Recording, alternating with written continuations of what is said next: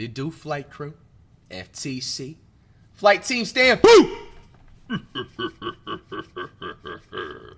Try not to get scared. Crime Reacts back at it again, man. Chilling scares.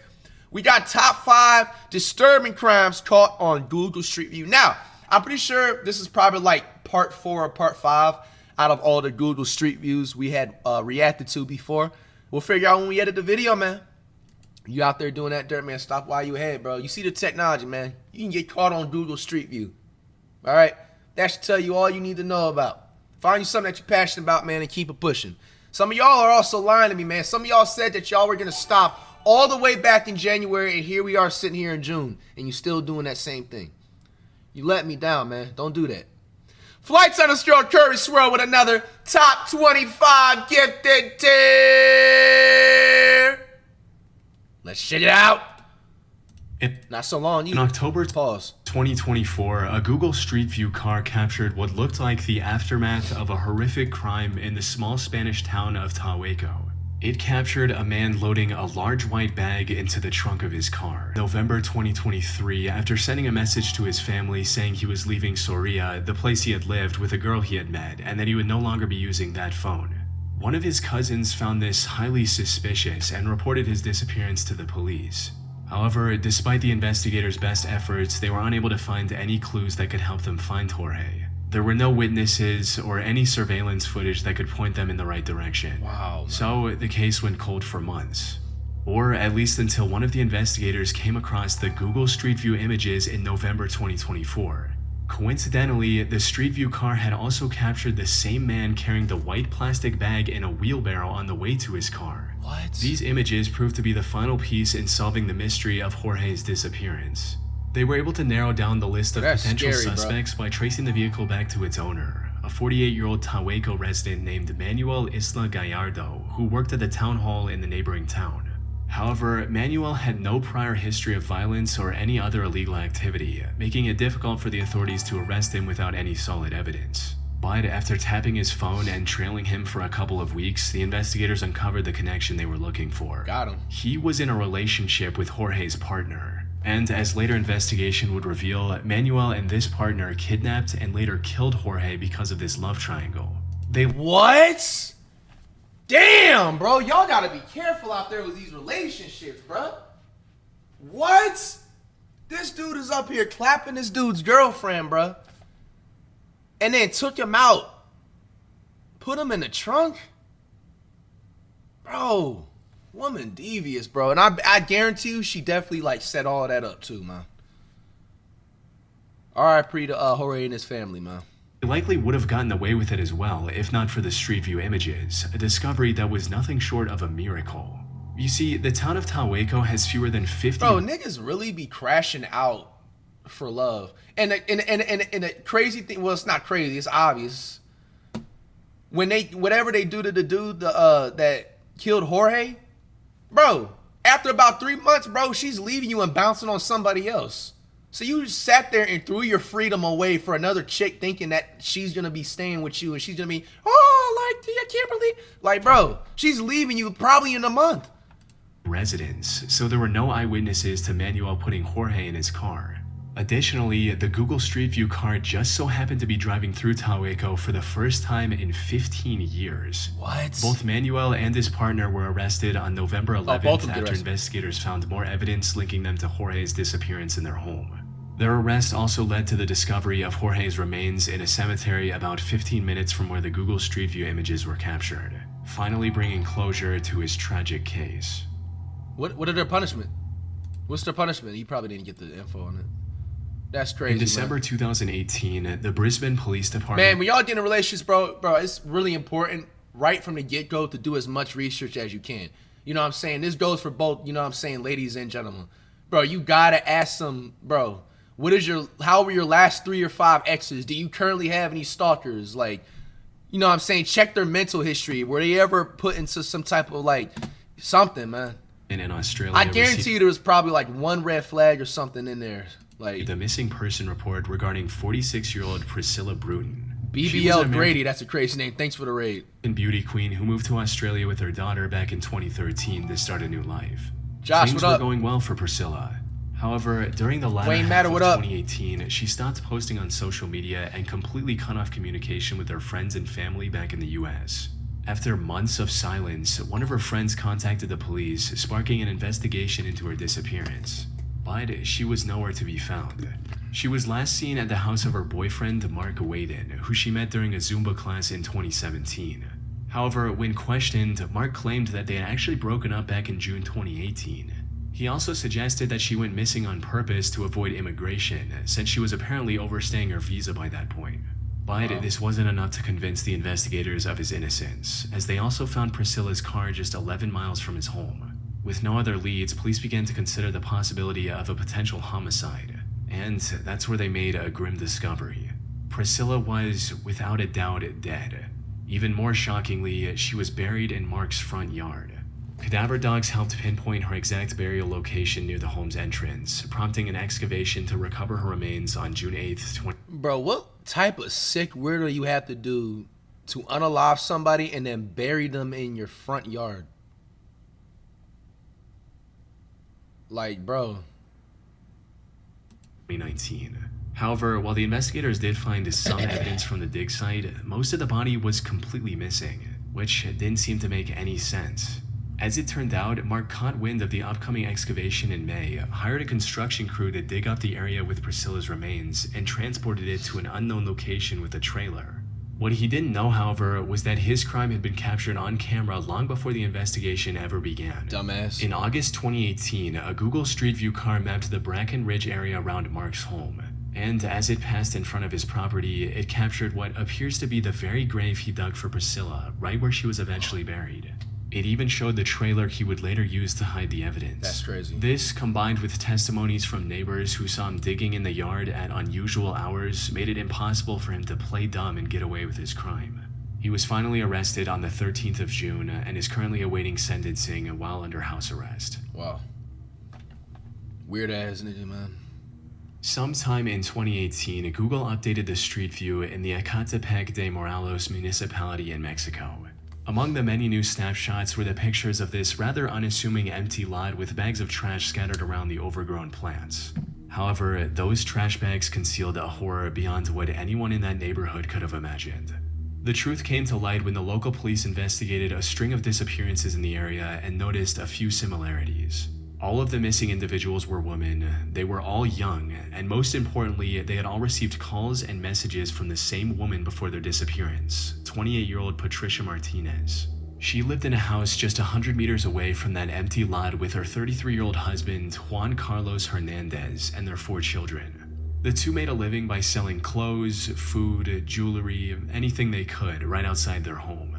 On the surface, they appeared to be a perfectly normal couple. But despite their seemingly ordinary lives, authorities kept an eye on them for weeks, suspecting that there was much more going on behind closed doors. Then, on the 4th of October, investigators saw the two walking outside with a stroller.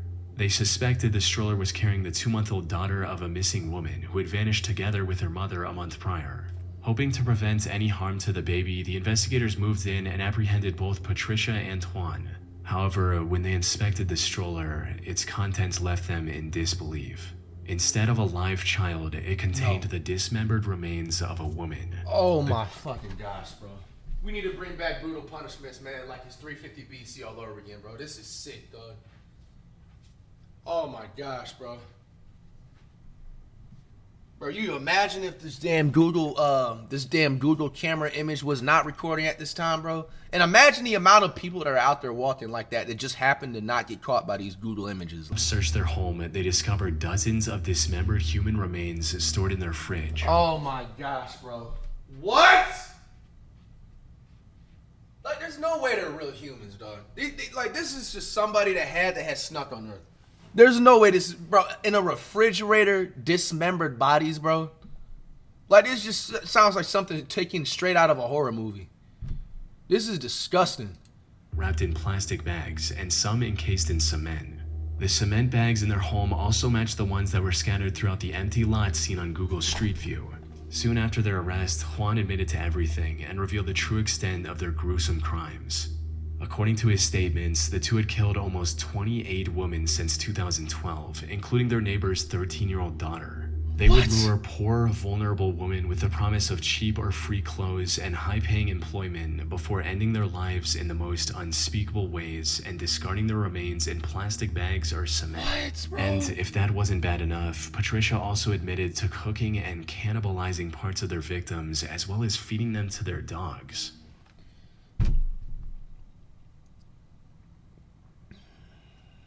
Bro.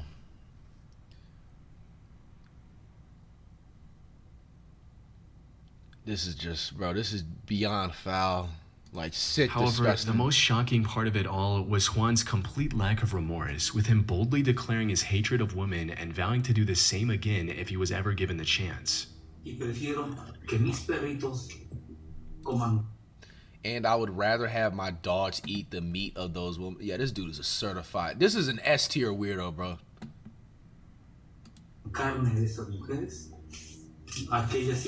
And I let them continue to breathe my oxygen, like.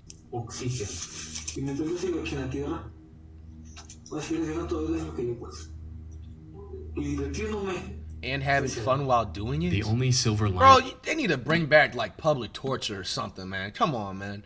Just sentencing these people is just not enough. In this entire case is that the baby was unharmed. They had actually sold it to another couple for 15,000 pesos, or about $770. These buyers were later arrested and the baby was rescued safely. What? Hold on, did I hear that right?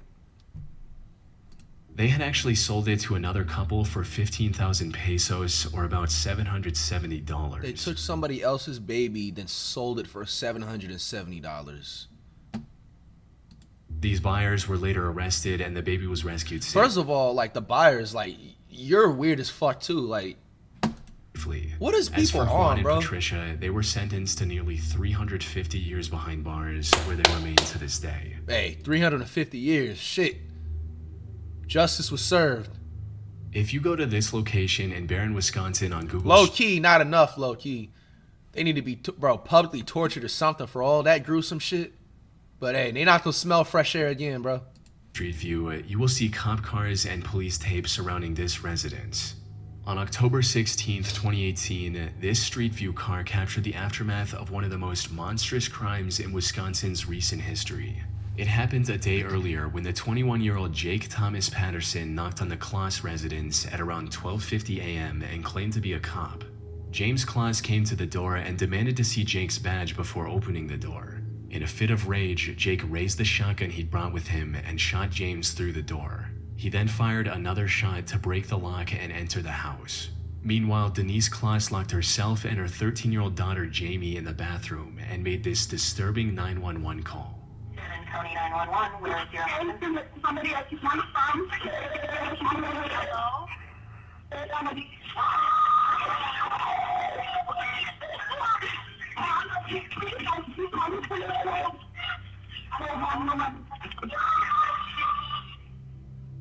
Officers rushed to the scene, but unfortunately... Damn, bro, that's sad as hell, bro. It was already too late.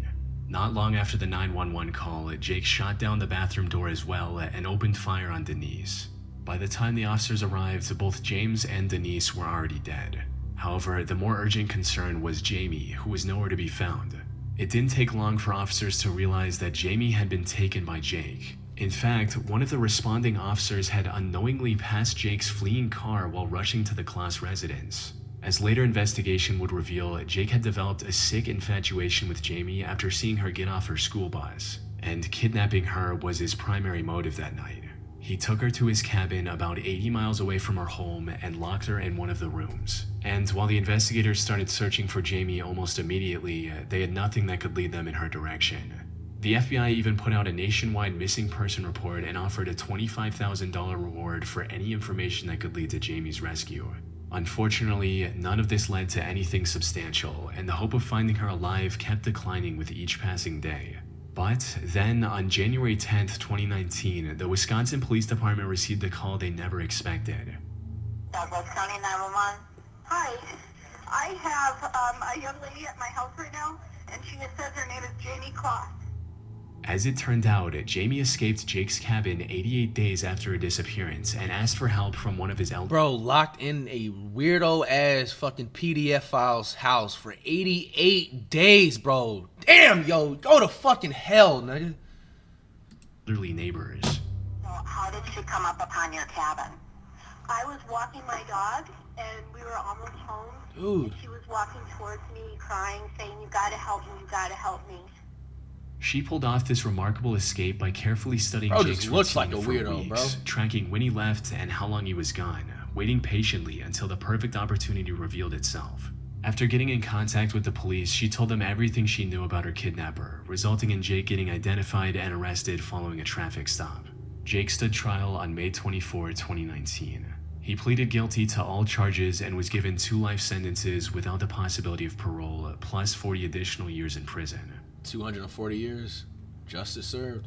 He needs a death penalty for that. In February 2011, a Google Street View car captured what looked like an abduction in progress in Sao Paulo, Brazil. It shows a burly man saying something to a woman while she's trying to get away, while a car with an open trunk is parked nearby. The next slide shows the man restraining the woman, while we can also see another man strangely sitting in the car's trunk. And the next slide provides a clear view of the scene, showing the man in the white shirt seemingly trying to force the woman while she bites his hand in what looks like an attempt to break free. However, the final slide is even more unsettling as it shows the parked car driving away with neither the woman nor the man in the white shirt visible anywhere. Unfortunately, despite the alarming circumstances shown in these snapshots, I couldn't find any additional information about the alleged kidnapping. No news articles, missing person reports, or criminal investigation records. It's almost as if the crime never happened, which, given the situation, isn't entirely out of the realm of possibility. There's a good chance that this disturbing scene has a perfectly innocent explanation. Maybe the white shirt man and the woman know each other, and instead of an attempted abduction, he's simply trying to tickle her. This would explain why he has a cheerful, almost smug grin in one of the snapshots, and why she's holding onto her cigarette while trying to free herself from a presumably dangerous situation. But even with all that in mind, the possibility that this was a real crime that just flew under the authorities' radar is also just as possible. The lack of reports and news articles doesn't necessarily mean nothing happened. It could just as easily point to a bigger systemic issue with bribery, corruption, and cover-ups that allow serious crimes to stay hidden in plain sight. Curiously, Google has since removed the most ominous snapshot from Street View for some unknown reason. Unfortunately, it's been over 14 years since these images were captured, and without any new evidence or leads, this case likely will forever remain a mystery. Wow. Hey, man, this is very, very sad and creepy, man. Y'all gotta be safe out there, man. There's a lot of weirdos out there. Never get too comfortable, man. Always watch your surroundings, bro.